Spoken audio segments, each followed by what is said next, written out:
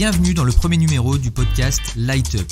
Aujourd'hui, on va parler de la nouvelle recommandation de l'ACPR concernant le traitement des réclamations du 9 mai 2022. Mais qu'est-ce que c'est une réclamation ? Ce qu'il faut retenir, c'est que tout n'est pas une réclamation.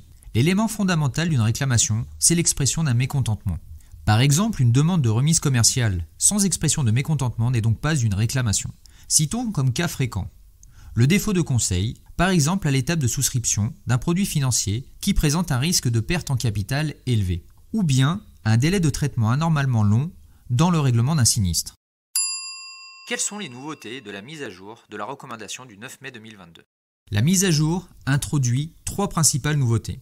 La première, la nature des entreprises concernées par la recommandation. Les sociétés de retraite professionnelles supplémentaires sont maintenant mentionnées. La seconde, les émetteurs possibles d'une réclamation. Les ayants droit ou les mandataires ayant été sollicités par le professionnel sont clairement mentionnés. La recommandation précise également le cas global où il y a même absence de relation contractuelle avec le professionnel. La troisième et dernière, l'optimisation des modalités de prise en charge et de suivi des réclamations. La mise en place d'une organisation la plus simple possible pour réduire les délais de traitement et de réponse, sensibiliser chaque collaborateur à l'importance de la satisfaction des clients et à la politique d'amélioration continue. Le professionnel doit communiquer en langage clair et compréhensible sur les modalités pratiques permettant au client d'effectuer une réclamation ou une saisine du médiateur compétent. Si la réclamation est formulée à l'oral et s'il ne peut lui être donné immédiatement entière satisfaction, inviter le client à formaliser son mécontentement au moyen d'un support écrit durable, email, courrier, formulaire web.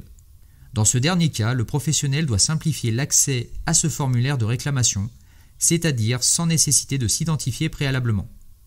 Le professionnel doit fournir une copie datée de la réclamation à l'émetteur.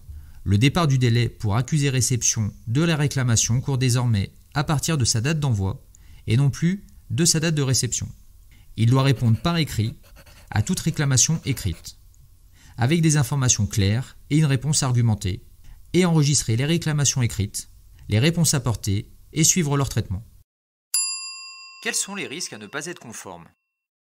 Le premier risque est en termes d'image, qui aujourd'hui est prépondérant et source d'une attention particulière pour les professionnels, en particulier depuis l'avènement des réseaux sociaux, principe du wall of shame ou bien de la caricature de base assureur-voleur. On peut noter aussi, suivant l'objet de la réclamation et conformément aux différents codes de la consommation, de l'assurance, monétaire et financier, etc., le risque financier, avec des amendes administratives pouvant aller de 3 000 € par personne physique à 15 000 € par personne morale, voire jusqu'à 300 000 € en cas de pratique commerciale trompeuse, ou 10% du chiffre d'affaires moyen annuel, suivant les avantages tirés du délit.